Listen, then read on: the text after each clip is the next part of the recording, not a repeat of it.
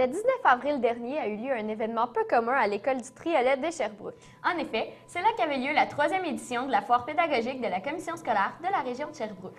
La foire pédagogique consiste de 30 équipes d'enseignants du primaire de la CSRS qui présentent chacun un projet applicable en classe dans le but de faire découvrir de nouvelles méthodes pédagogiques pour améliorer l'enseignement et ainsi faciliter l'apprentissage des élèves.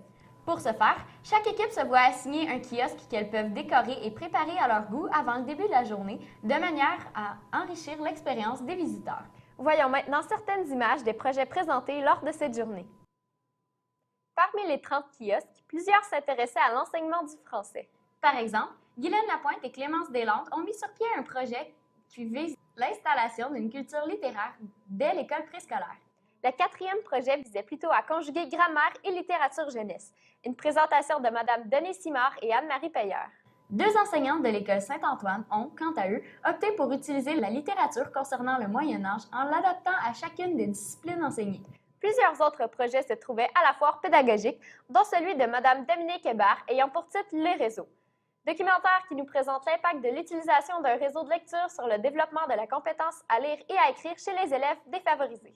Alors, je m'appelle Dominique, je suis enseignante en 2e année à l'école La Roque. Donc, moi, j'ai décidé de donner une culture littéraire à mes élèves. Ça veut dire que je leur ai fait découvrir plein de livres sur un thème, l'espace, mais c'est des livres documentaires. Puis je leur ai montré que le documentaire, ça se lit pas comme un livre ordinaire, dans le fond. Donc, en premier, ce que j'ai fait avec mes élèves, je vais me déplacer. Mes élèves ont marqué sur des feuilles qu'est-ce qu'ils connaissaient déjà de l'espace en équipe. Puis même si c'était pas bon, je les laissais faire, ils pouvaient dessiner.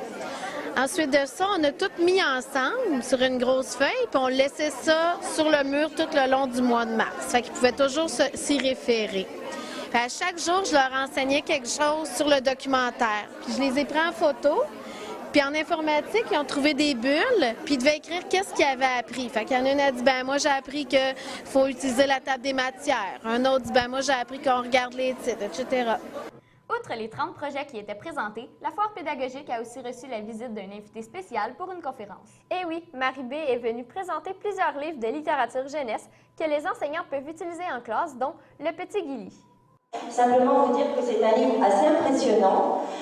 Méfiez-vous du titre. Ne pensez pas que c'est un livre pour le préscolaire uniquement. C'est vraiment un livre que vous pouvez aborder sur tout le primaire, pourquoi pas même au début du secondaire. Peut-être les élèves du secondaire trouveraient l'image un petit peu enfantine. Parce que c'est un livre qui parle du pouvoir et de la notion du pouvoir. Et qu'est-ce qui détermine le pouvoir si ce n'est la couronne de ce roi, Léon.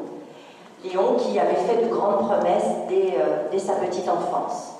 Le problème, c'est que quand Léon va grandir, il va s'affirmer dans son pouvoir, devenir de plus en plus tyrannique, jusqu'à terroriser son propre peuple, en fait, et jusqu'à, par exemple, ordonner qu'on brise les ailes des oiseaux, ne supportant pas que des êtres volent plus haut que lui.